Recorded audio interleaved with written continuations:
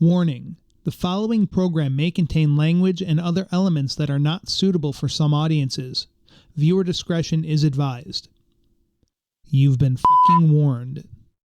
Hey guys, Johnny Farrow here, and welcome to another episode of Musician Kitchen. Today I'm going to show you how to make ridiculously awesome breakfast burritos, okay? And these are going to be chorizo breakfast burritos. So for our ingredients here, we got our oversized burrito shells, eggs, pepperjack cheese, potatoes, scallions, our chorizo, salt, pepper, smoked paprika, cayenne pepper, avocado oil, rendered bacon fat.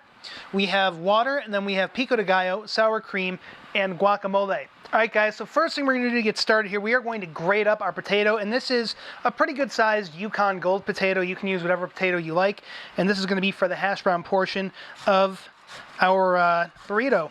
And you just start off, this is, by the way, if you look at it, this is like your standard kind of sort of medium cheese grater, grater. It's not the super fine cheese grater, it's the kind of the usual size one. You're going to grate this whole potato down and just kind of turn it as you need to get your traction happening. And a whole potato is going to go a really long way here, by the way, so might not seem like much, but when you grate this down, you'll see that it's actually a pretty large amount.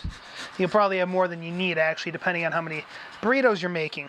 So there we go. Got that all grated, and it's nice, and, you know, it's like hash browns, right? It's exactly how it should look. So now we're going to pop this into a bowl.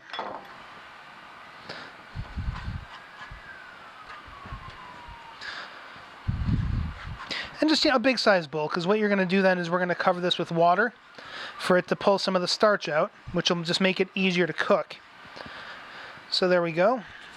Take our water, and you're going to just cover up your potatoes, right? Just enough to cover them. I got about 2 cups in here. I don't know that I'll need all of it. Maybe I will. Yeah, 2 cups. So there you go. 2 cups covers about 1 good sized potato.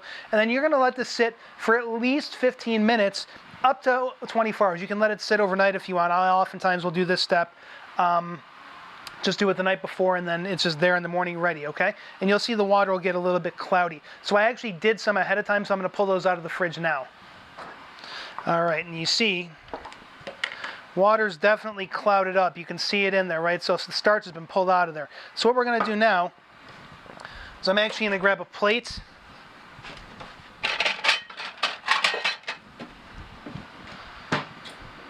And a paper towel. We're going to go ahead and I'm just going to put these onto the paper towel just to kind of let them drain a little bit and get some of the moisture off of them.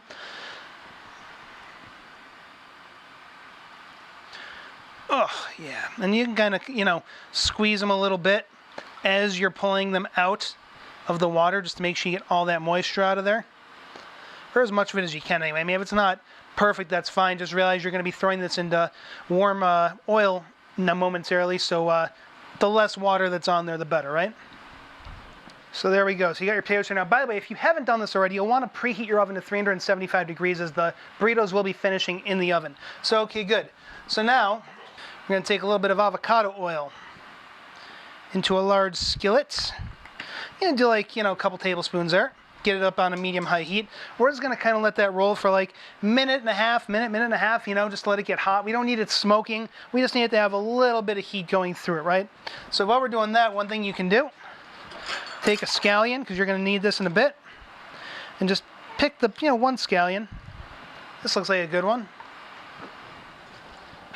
And just get some scallion rings cut here, right? So like, you're going for like, I don't know, like 1/8 to 1/4 of an inch, right? So just cut the rings.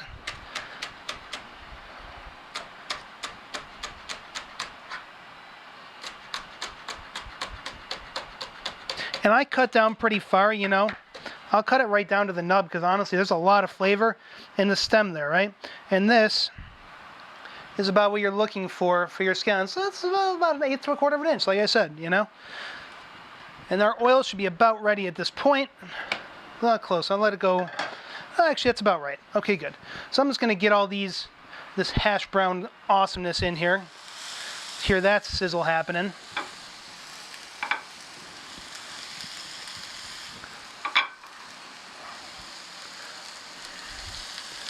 freaking lovely. And then we're going to go with a little bit of salt in this. A little less than a teaspoon. A little black pepper. Probably about half a teaspoon. Cayenne pepper.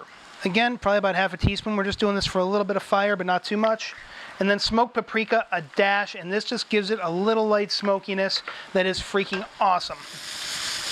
All right. And you're just doing these until they're brown. You want to keep them moving a little bit because, well, A, this is a steel pan, it's not non-stick, so if you don't keep them moving, the potatoes will start to stick. And you know, you don't want them to burn either, right? And you can even add a little more oil in there if you need to. Totally acceptable. In fact, I'm going to do that. And I'm also going to drop my heat down a little bit. We're going to drop this down to like a medium. Because for potatoes, once it's up there, it doesn't really need to stay up there, you know? You don't need to keep the heat cranking.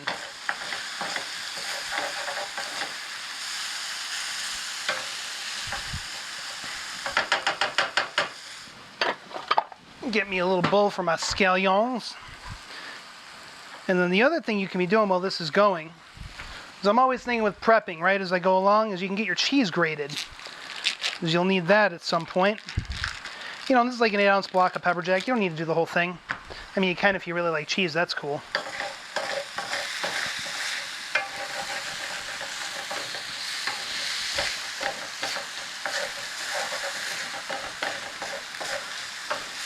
And our potatoes have been on probably like, you know, a minute and a half, 2 minutes so far. You can see they're starting to cook, but they're definitely not browned yet. They're probably going to need another 2-3 minutes at least, I would say, to get really nice and browned up.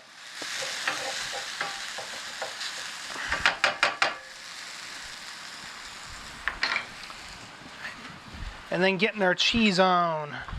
Again, same grater you use for the potatoes, same thickness. You can go with the smaller thickness if you want. It's up to you with the cheese. It's all going to melt anyway. Just to know that if you go with the finer grate, it'll just melt a lot more. This will leave it with a little bit more texture, I guess I would say. And I personally like texture in my cheese. I don't necessarily like it to be super duper smooth. I kind of like it having a little chunkiness to it. So that's all set to go and ready to go to the side. Let's check our potatoes out. And yeah, we are definitely getting stickage. If you have a non-stick pan, that's probably for the better. I only have so many non-stick pans, and I opted to use my non-stick for my chorizo. So, you know. And I'm going to grab a little ace in the hole here.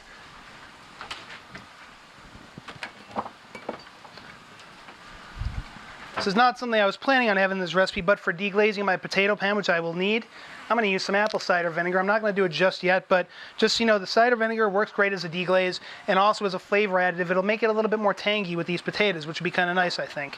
Like I think it'll be, you know, we'll see. Now, the other thing we can be doing here while we're waiting on these potatoes, start getting our other things prepped, our eggs and our chorizo, right? So, first things last. For one burrito, you're going to crack a couple of eggs. So we got one, bloop, and two, bloop, right into that bowl there. Do a hash brown check. And we're starting to get that browning happening.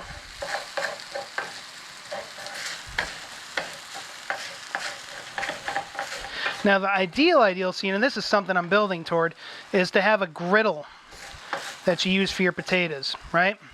That's like the ultimate. Nice non-stick griddle. I actually just watched the movie Chef with Jon Favreau, and he had one of those in his kitchen. I was so jealous just watching it. I mean, I know it's a movie and all, but you know. I'm going to go ahead and deglaze this now. I think some of the brown is getting stuck on the pan, to be honest, so I'm going to go ahead and deglaze and then probably call it quits because these are pretty cooked, you know. So just a little bit of my cider vinegar. Get some tang happening, get some deglaze happening.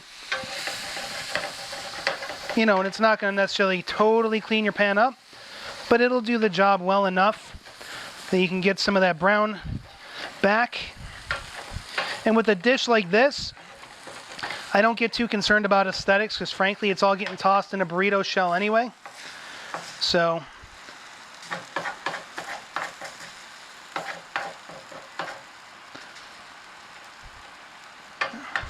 there you go, so you can see. That's good enough. I mean, it's browned up, it's cool, it's gonna get more cook time in the oven too. So we're gonna call it quits on that for right now. Now, back to the eggs. So we got our eggs here, cracked into our bowl. A little bit of salt's gonna go in there. You know, for like half teaspoon. It's only a couple eggs, right? A little pepper. Probably about a quarter teaspoon. Not a whole hell of a lot. A dash of the cayenne, because I personally like it. Feel free to leave it out. And, you know, by the way, you can use whatever cheese you want to. I'm using the Pepperjack because it's what I like. You want to use cheddar, go for it. You want to use Gouda. I mean, it's a little bit different for a burrito, but fuck it. Why not? Go for it, right? So I'm going to go ahead and get these scrambled up. Just using a fork. I don't use egg beater. Like, I don't use, like, whisks and things like that too often. I just find the fork to be way easier and more practical. You know, just beating until it's mixed, right? And then I'm going to get my cheese out of the way here.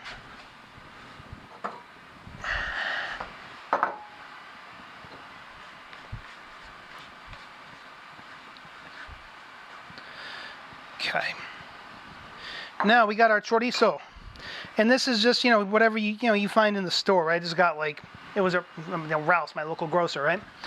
But if you have a hard time finding chorizo where you are, because not every region necessarily has a big Hispanic population, which is where chorizo is kind of tends to be a thing, which is like LA, right? Use what you can find. I mean, you can use Italian sausage for this, and it, you know, it won't quite taste the same, but you know, you can also, if you want to make it more Mexican tasting, specifically if you don't have chorizo itself, you can totally use some of my Musician Kitchen Tex-Mex, pardon me, seasoning, and you know, that'll be fine for for whatever you need. Now this is a big ass link of chorizo, right? So, and it's the meat. This isn't actually like a sausage case. It's a plastic casing, right? So I'm going to take about a third of this because that's about enough for 3 burritos, depending on what kind of an eater you are. I'm just going to cut the burrito into cut a third of it off there. You know, and then when it's time, we'll just empty this right into my pan.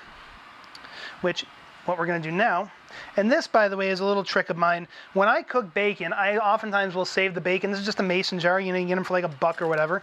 And, I personally just love cooking in bacon fat.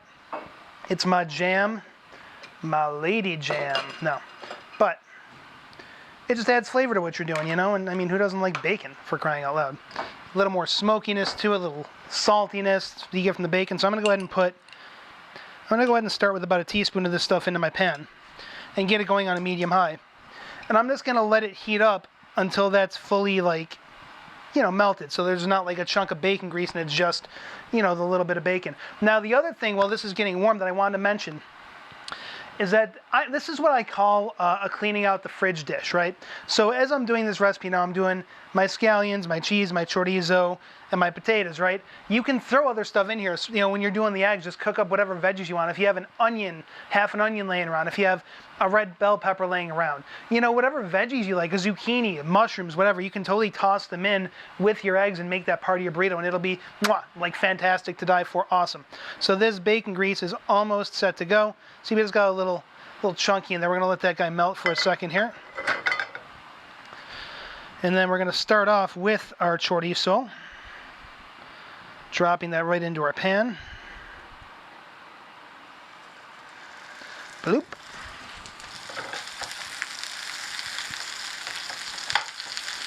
Oh, and it's got that gorgeous, like, smoky Tex-Mex kind of scent happening here. Woo! Oh my goodness, look at that just happened. I'm so excited, I'm like throwing shit around. All right. And this won't necessarily take a lot of time to cook. By the way, you want to turn your heat down to like a medium once you got it rolling.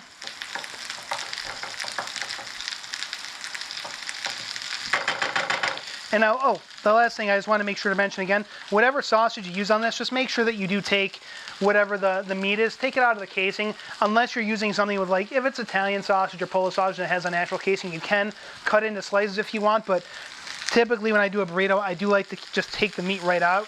It just ends up coming out better. All right. This is almost done. This has been on for like a minute or two. You know, keep an eye on it. You want, depending on the sauce, you want to make sure it's nice and browned up, just like you would any other ground meat. Throwing my scallions in.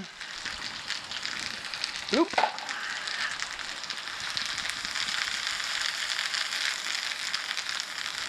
You know, with scallions, they're pretty delicate, so they only take but another minute to cook. If you have other vegetables that you're doing, I would cook them partially before putting in your chorizo and your scallions, because typically most vegetables will take longer to cook enough. I mean, unless you like them super duper duper al dente. I like my stuff al dente, but not like crazy al dente.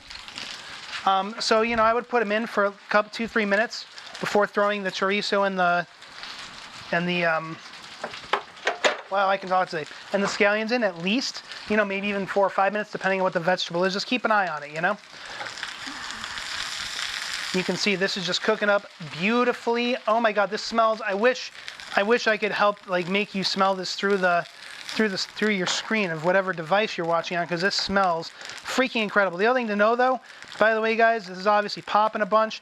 This does make a bit of a mess, so be prepared to do some cleanup after you're done, but don't sweat it, because it's delicious. It's worth it, right? All right, so we're ready to throw our eggs in. You want to lower your heat to pretty much a low heat or a medium low if you got kind of a slow burner. Scrape up, make sure your pan bottom is totally cleaned up before you do this. So if, you know, scrape the bottom one more time, make sure you got all your chorizo so it's not sticking. If it seems like things are sticking a lot, you can add a little more bacon grease or oil at this point. It's totally fine. Mine's pretty good, so I'm just going to go ahead and drop in my eggs. And if you like a heartier burrito, you know, use 3 eggs, use 4 eggs. Shit, I don't care. You know, whatever makes you happy. And then just kind of keep it moving. Again, I'm not worried about aesthetics here particularly, so I'm just going to kind of keep this moving and keep the eggs just kind of flipping, you know, so that nothing sticks and everything cooks. Oh my God, this is so freaking delectable. And these eggs are going to cook fast. Like, eggs do not take long to cook. And personally, I like mine a little runny. My wife and my kid don't, so I cook them more well for them. But this is good right here. This is done, you know? And this is like 1.5 to 2 minutes on the heat, and the eggs are, bam, done. So I'm going to turn my heat off and let them kind of chill here for a second. And we are going to get ready for some killer burrito making action, mofo. Stay tuned. All right, so we got Mr. Burrito Shell. These are the giant ass motherfuckers. This is like a 12-inch burrito, I want to say, right? So we're going to start out. Actually, I'm going to start out with my eggs, I think. And we are just going to put those. I'll make it so you can get a better look at this, because it's just freaking gorgeous, right? Just plop those right on there. Oh my God. This is so what I'm talking about.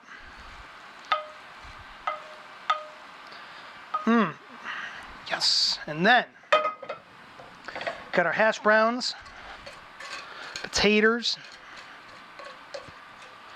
Just plop those right on top.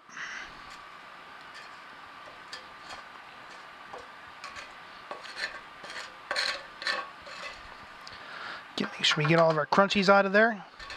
Personally, I'm all about that. Again, I do advise using a nonstick pan. I only had one nonstick pan, and again, I opted to use it for my chorizo. But if you got 2 nonstick pans, make use of them, man. Oh, so good. All right, now, cheese on top. You know, be generous. Unless you got someone that really doesn't like cheese, you can totally do this without cheese at all, too. It's fine. And then the way you do burrito wrapping, right? So I kind of push my stuff to the third of the burrito, or the half that's closer to me, fold in on the sides, and then roll and fold, roll and fold. And that is how you roll a goddamn burrito. Now, this goes onto a cookie sheet with a piece of parchment paper. I again have my oven preheating. It's been preheating at 375. It should definitely be ready now. So we're going to pop it in for 8 to 10 minutes, and by then the cheese will be nice and melted, the burrito will be nice and crispy, and it will be time to eat this motherfucker. Stay tuned. All right, guys, we're back, and would you just look at this sumbitch right here? This is some gorgeous shit, okay? It's not shit, it's a burrito. You can even see like, oh my God, hang on, I gotta turn this around and show you the ooze, the delicious ooze coming out of this. Look at that cheese just flowing out of there. So I'm gonna use some tongs because this is hot as a mofo, for sure. And oh, the smell coming off this is unfreaking real. I'm gonna go ahead and cut this in half. Oh, goodness gracious me, would you just look.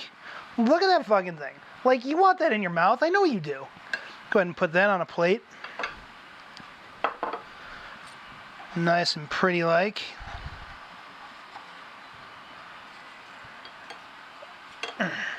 There it is. And then, because what meal would be complete, what Mexican meal would be complete without it? You got a little bit, you know, I'll just plate it up this way. Throw a little bit of sour cream. Oh, hi, Pepper. My cat's down there telling me she's hungry. A little sour cream. A little guac.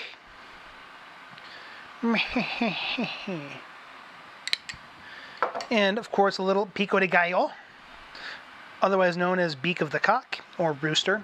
Use your G-rated mind there, guys. I'm talking about the rooster.